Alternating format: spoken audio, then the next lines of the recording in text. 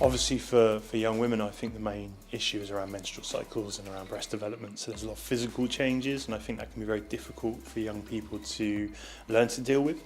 And that's particularly if you've got children that maybe do have learning needs, learning difficulties, and don't necessarily are able to understand things that happen to them or communicate how they feel about it. So I think it's a really difficult time for parents and how they support their young people, and obviously a very difficult time for young people. And also for their siblings.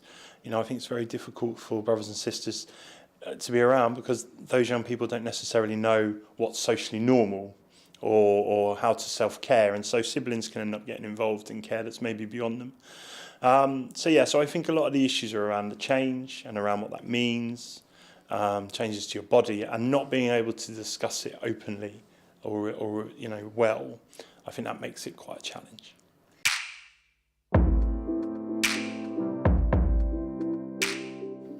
I think the problem is that anything around sexuality, sex, change, talking about private parts, some people are just not very good at talking about it. And I think as medical people, we have a really good opportunity to kind of say, this is a medical thing, we need to talk about it. So it kind of makes it easier for families to bring it up. Because I think sometimes families would very much back away from it. So we don't talk about that. Sexuality and the growing into an adult person is a massive deal. It affects the way your body works, it affects the way medications work, it affects everything we do is completely different. And so as part of that, not only in sort of puberty, but in the transitional change from child to adult, there's a huge amount that changes both medically. So I think as medical professionals, people that are managing holistic care, spiritual, psychological, physical, you know, this is a massive area that we have to address, because really if we don't talk about it, we're going to miss out on huge potential to really care for a child well and a young adult well. And I think that if we do miss out on talking those things because we feel awkward or because we don't know how to have the conversation or we don't know much about it, then we're not going to be able to support that young person properly, and that means we're failing. So as health professionals, it is absolutely essential that we talk about everything to do with that young person.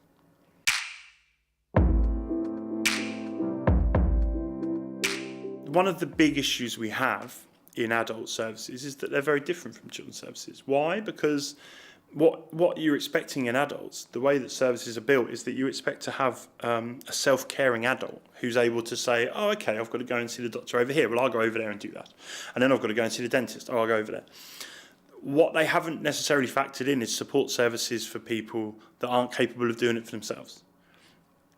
So then, of course, you're asking for a parent to stay doing it. Well, a young adult shouldn't have to have their parent do it. It should be. So the big change between paediatrics and adult is the expectation that the patient is independent. And that, of course, is not necessarily what we have in young adults that have Dravet syndrome. So where the problem is there's a disconnect. And so what you really need is to know how you can sort of fill that gap by using carers, using continuing care packages, using social care packages. You know, how do we make sure this young person becomes independent by adding services in? So what you're trying to do is fill that gap to make them independent in their own way. So it's not about having the illusion that they can be independent, because a lot of young people with very severe learning disabilities won't be. But they can have independence because it can be facilitated by them having independent people caring for them and supporting them to do the things they want to do.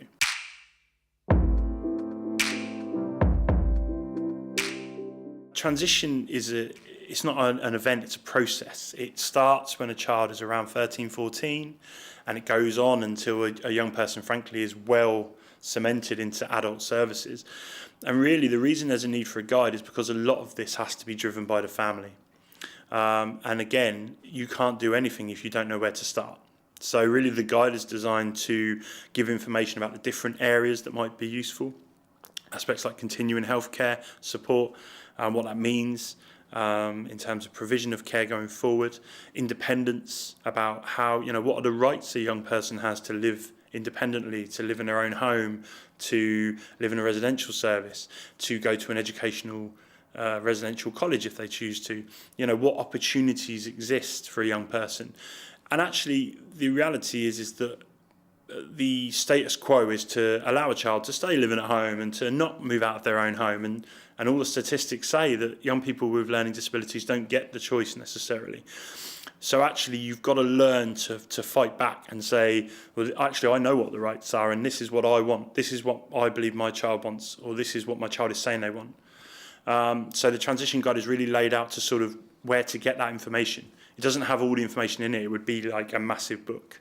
But it's got the sort of signposts, because that's really the goal to this, is if you can find out where all that information is, you can plan, and then you will have a better outcome for your young person in the future. Because I've seen a lot of people in transition who have not been supported well, and their health has deteriorated, their social life has deteriorated, their education has deteriorated. It's all about making sure all the right things are in the right place. Because if you don't have that, your child will fail, and no one wants that. So that's what the guide is for, is to pick up and allow you to know which direction to start moving in.